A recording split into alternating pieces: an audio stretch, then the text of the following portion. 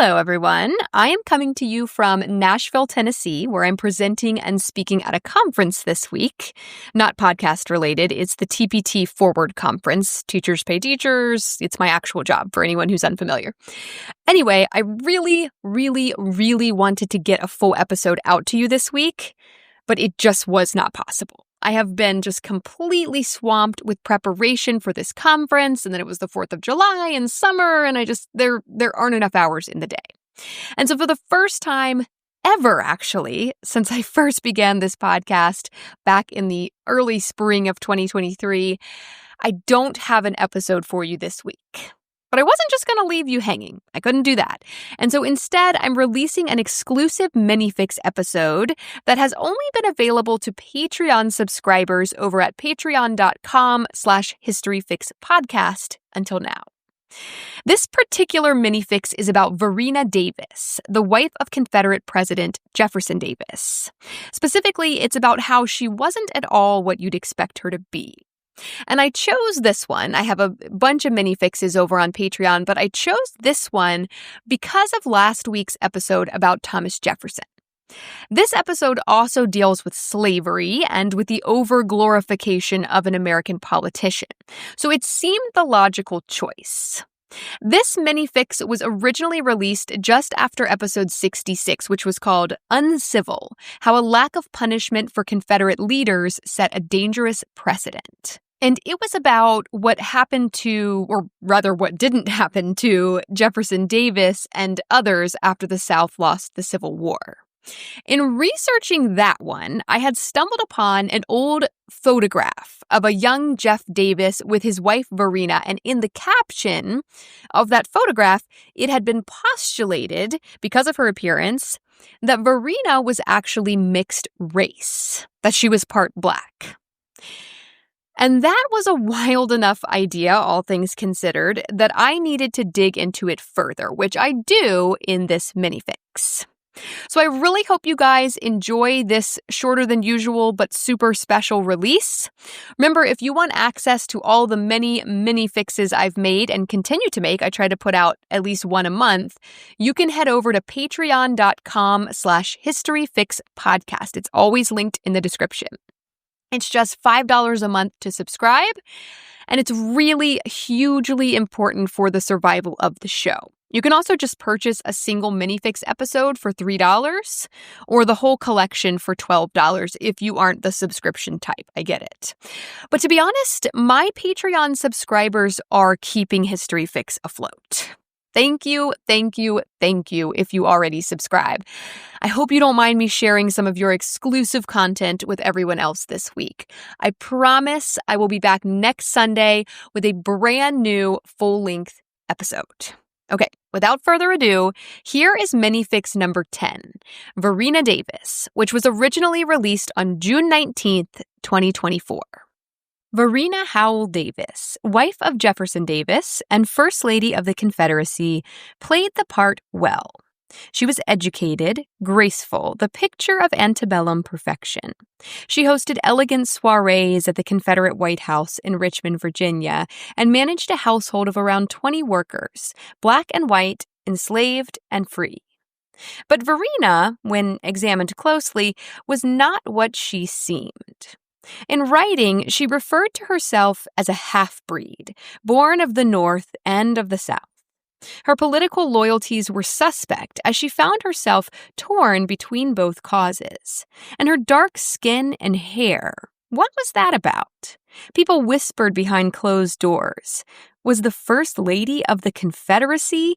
Could she possibly be Black? Let's fix that.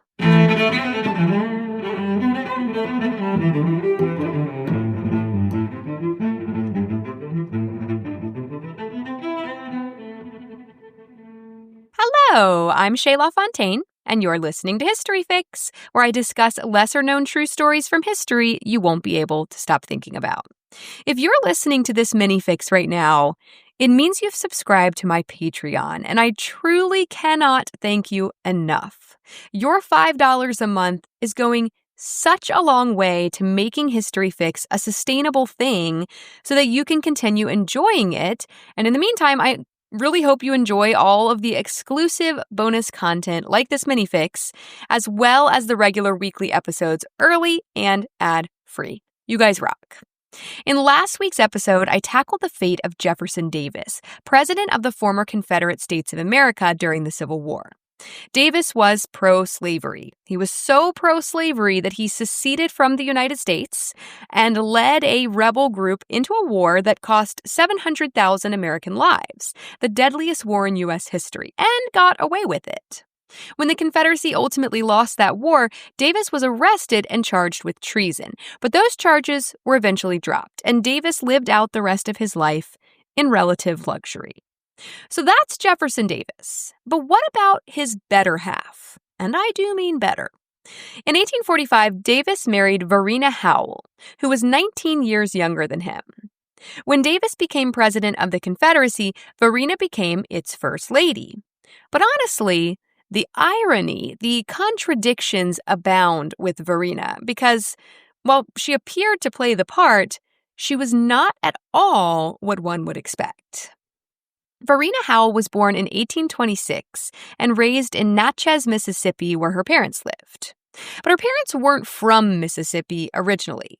Her grandfather, Richard Howell, had served in the Revolutionary War and afterwards became governor of New Jersey in the 1790s. Her father, William B. Howell, settled in Natchez, Mississippi after serving in the War of 1812. And it was there that he met and married Varina's mother, Margaret, who was originally from Virginia. According to Encyclopedia Virginia, quote, that Varina, born to a family with roots in both the North and the South, should become the First Lady of the Confederacy is a historical irony, end quote. Varina's father was a wealthy merchant until he went bankrupt in the late 1830s. Nonetheless, wealthy relatives paid for Varina to receive an education, a good one, in Philadelphia. So she's away at boarding school in Philadelphia, Pennsylvania, which is in the North, and she made many friends there. She liked the North. She had a, quote, lifelong fondness for her northern kinfolk, end quote. After her schooling, when she returned to the Briars, her family's plantation in Natchez, her father was truly poor, and this hurt her marriage prospects. He couldn't afford a dowry. He couldn't even afford to support his own family. She was also, honestly, a little too educated for women in the South. Southern men liked their wives a little dumb, unfortunately. And she wasn't conventionally attractive for that time in history. Now, she would be stunning. But at the time, tall, thin, and with a dark olive complexion, that was not the in look at the time. When she was 17, she went to visit a family friend, Joseph Emory Davis, at his plantation, which was called the Hurricane. Joseph was sort of like an uncle figure to Varina. And back then, you didn't just go see someone for the weekend. You went and you stayed for weeks or months at a time. So Varina went to stay at the Hurricane with Uncle Joe for 2 months. And it was there that she met his younger brother, Jefferson Davis. He was a handsome older man, a wealthy plantation owner, a hero of the Mexican War. He had good manners. He was well-dressed, a perfect gentleman. Varina was smitten. She quickly fell in love with Jefferson Davis, and by the end of her 2-month stay at the Hurricane, they were unofficially engaged to be married. Now, Varina's mother, Margaret, she was not a fan of the engagement at first. She felt Davis was way too old for Varina, and also he was a widower. His first wife had died just a few months after their marriage, and Margaret feared that Davis would never fully accept Varina and that she would always come second to his first wife, his true love. But regardless, they got married in 1845. And turns out Mama Margaret was actually kind of right, of course, because moms are always right. According to Encyclopedia Virginia, quote, after they married in 1845, she realized that he had conventional attitudes about gender, and he expected his wife to submit to his wishes. She also discovered that he revered the memory of his first spouse, Sarah Knox Taylor, who died the year he married her.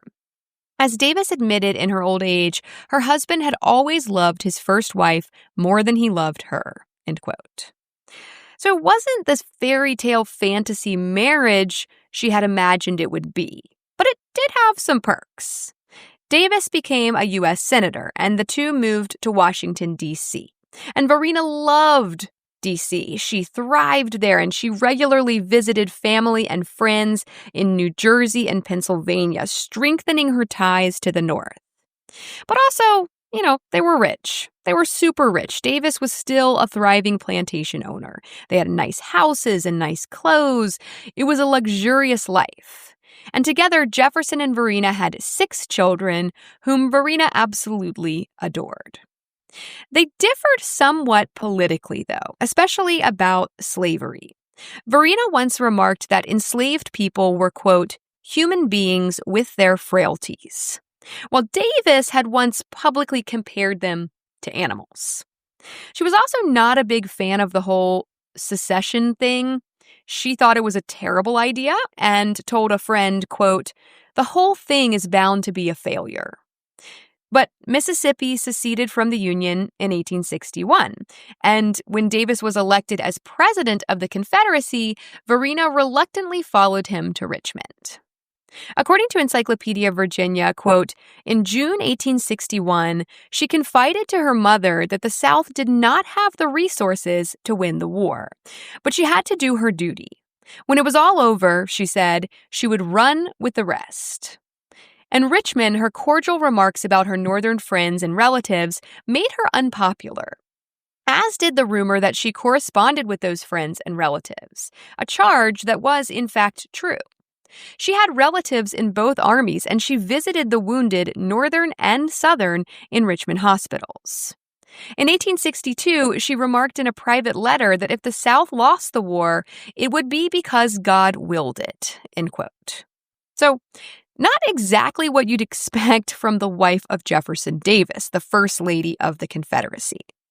But she played the part as best she could, running the Confederate White House and hosting social gatherings in Richmond. Her education got the best of her, though, and her peers were often baffled by the literary references she slipped into casual conversations. And then there was her looks. Many whispered then, and many have theorized today, that Varina was mixed race. Encyclopedia Virginia says, quote, white Richmonders compared her to a mulatto or an Indian squaw, end quote. She had dark hair and eyes and dark olive skin, and she was from Natchez, Mississippi, where many Creole people lived. I talked about this some in my Marie Laveau episode. Many Creole people in that area, Louisiana, Mississippi, lived as if they were white, even in those times. So some speculate that she was probably what's called a quadroon, which would be someone with a black grandparent. So they're 1/4 black, and would, in some cases, pass as white.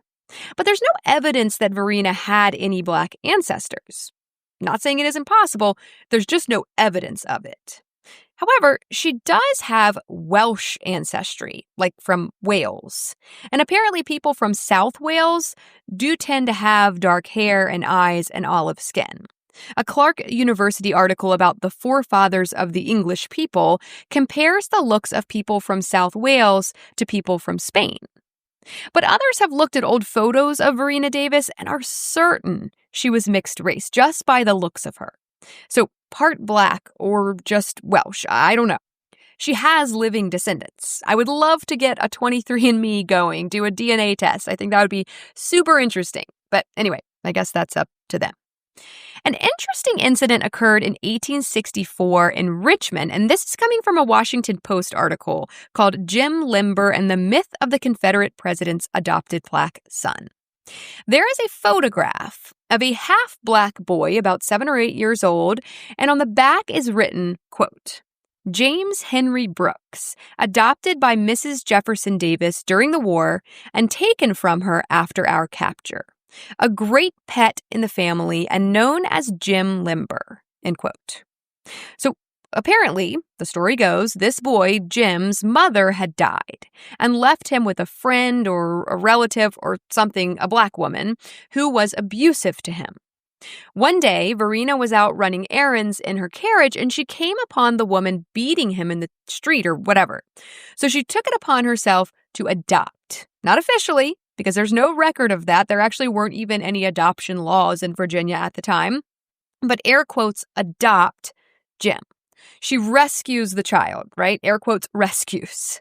She takes him home, dresses him in her son's fancy clothing. She gives him a room in the mansion, and he becomes a playmate to her children. And I don't think I would call him a son, though. He's referred to as a pet in the inscription on the back of that photograph. And a letter from a family friend refers to Jim as Varina's, quote, pet Negro. He seemed to be well cared for by the Davis family, but at the same time, I don't know how healthy this relationship was. Sidney Trent writes in that Washington Post article that he was likely being groomed to one day serve as valet to one of the Davis sons. But this event has been used, I'll go as far as to say misused, to promote what's called lost cause ideology. And these are the people who say that the Civil War was fought over states' rights and not slavery. Trent says, quote, in this pseudo-historical narrative with roots in enslavers' views of themselves, Black people were faithful, childlike servants, guided paternalistically by benevolent masters. They say, look at Jefferson Davis. He was willing to adopt a Black boy. So how can you say that war had anything to do with slavery or racial equality? End quote. When Richmond fell in 1865, Varina fled with her children, taking Jim with them. Although Ellen Barnes, her personal maid and the children's nurse, was forced to leave her own daughter behind. Which, nope, just go ahead and kill me. I am not leaving my kid behind in this war-ravaged, captured city. No. When the Davis family was captured soon after in Georgia, they handed Jim off to a Union general they knew and trusted, General Rufus Saxton. Varina wrote about this, quote, believing that he was going on board the tugboat to see something and return, he quietly went. But as soon as he found he was going to leave us, he fought like a little tiger and was thus engaged the last we saw him, end quote. So heartbreaking, because he believed himself part of this family, and yet, to them, to Jefferson and Varina, I don't think he ever truly was. He was a pet, a future valet, and they just gave him away when he became inconvenient. So after they're captured, Davis is thrown in prison for 2 years, awaiting a trial that never ends up happening. He's a free man. But they had lost their Mississippi plantation. They actually moved to England for a minute, but they weren't feeling that, so they went back to Mississippi, where a widow named Sarah Dorsey basically gave them her Mississippi estate, which is called Beauvoir. Now, at this point, despite all that his wife has done for him, following him on all of his stupid pursuits that she saw right through from the beginning because, spoiler alert, she was smarter than him, although he made her hide it. At this point, Davis falls in love with Virginia Clay, the wife of a former Confederate official, and he began writing passionate love letters to her for 3 years. The two were actually discovered on a train together in 1871, and the scandal hit newspapers all over the United States. But alas, divorce wasn't really a thing in the 1870s, certainly not for anyone who wanted to preserve any last semblance of social acceptance. So the Davises just sort of coexisted after that. When Jefferson Davis died of pneumonia in 1889, Varina and their youngest daughter, who was called Winnie, moved to New York City. She was like, peace out, Mississippi. Always hated ya. And Varina lived in New York City for the rest of her life and supported herself by writing articles for Joseph Pulitzer's New York World. Finally, openly getting to use her intelligence. She lived a middle-class life in Manhattan, although the city of Richmond offered her a house free of charge. She was like, nah. She loved the city. There she met Julia Dent Grant, the widow of Ulysses S. Grant, Union general and later U.S. president, and they became fast friends. So just to put that into perspective, Varina was the wife of the leader of the Confederacy, and Julia was the wife of the general of the Union Army. They were on completely opposite sides during the war. Encyclopedia Virginia reports, quote, their friendship was celebrated in much of the national press, although it was ignored by the most conservative white Southerners, end quote. She also met African-American leader Booker T. Washington in 1901 in New York City, and the two had a, quote, brief civil conversation. She later wrote in an article for New York World that God, in his wisdom, had allowed the North to prevail and the United States to survive. On October 16, 1906, Varina died of pneumonia in her apartment overlooking Central Park at the age of 80. And yet, she was buried in Richmond, the old capital of the Confederacy, a city she hadn't much enjoyed. But I think it's fitting, because Varina Howell Davis was nothing if not a walking contradiction.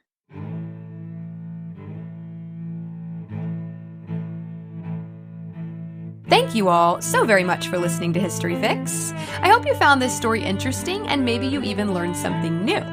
Be sure to follow my Instagram at HistoryFixPodcast to see some images that go along with this episode and to stay on top of new episodes as they drop. I also wanted to thank you again from the bottom of my heart for supporting History Fix through Patreon. You are making this possible, and I really hope you appreciate the bonus content like this mini fix that I'll be making just for you. Information used in this episode was sourced from Encyclopedia Virginia, The Washington Post, and Clark University. As always, links to these sources can be found in the show notes.